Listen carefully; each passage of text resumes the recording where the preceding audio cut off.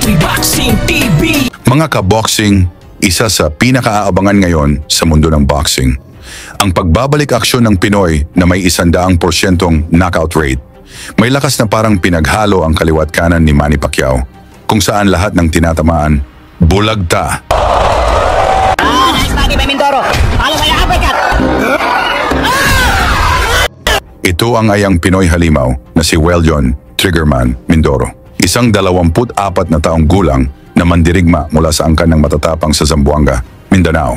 Sabi ng mga insiders, posibleng umabot ito ng 30 wins, 30 knockouts, walang talo.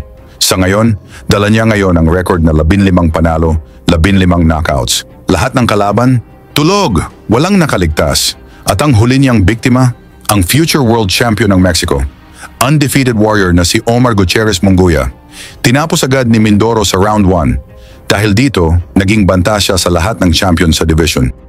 Ngayong Agosto 15, 2025, muling sasampa sa ring si Mindoro para sagupain ang matibay na Dormedes Potes.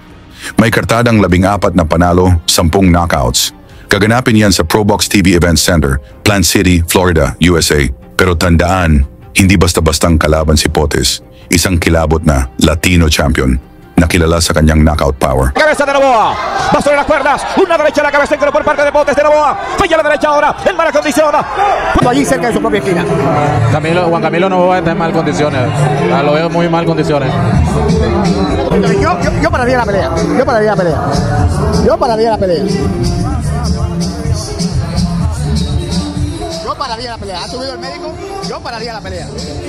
Ha recibido golpe, quedó en malas condiciones y el médico puede decir al árbitro que pare la pelea. No terminó, en mala condición el asalto pasado. Décima vuelta. En una esquina otra Juan Camilo Novoa. El médico estuvo observando a Novoa, Observó Novoa, sí. y lo revisó. La derecha.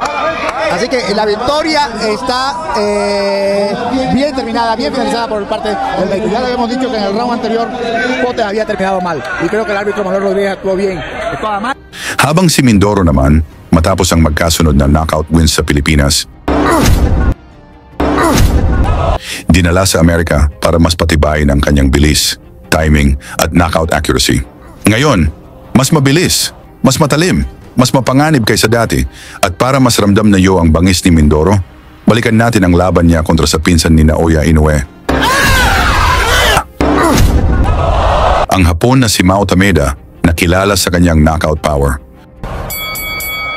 Pagbungad pa lang ng round 1, pakbakan agad, parehong palaban. This is a 6th round affair sa middleweight division. This is the second na Japanese ang kalaban niya.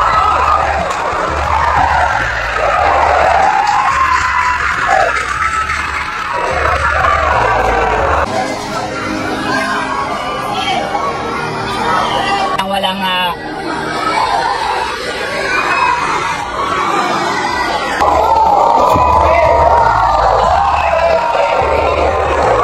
Parang pumunta talaga yung Tameda dito to fight.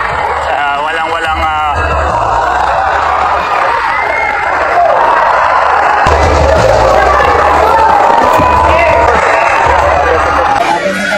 nice body by Mindoro.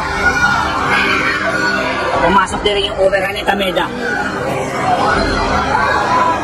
Mindoro against Drog, pero namin counter pa siya at napakawalan.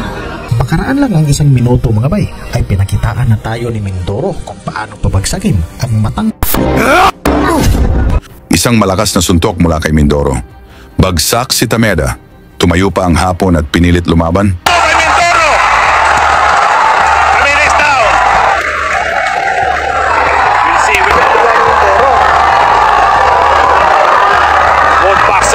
digging deep to each other. We'll see.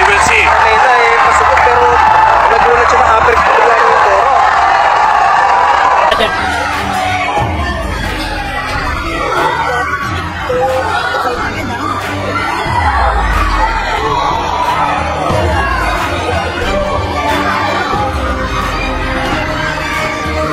Pero sa sunod na palitan, isang solidong bomba ulit.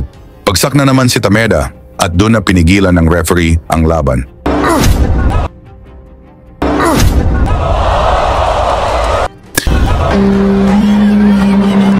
Technical knockout, Round 1 finish para kay Mindoro.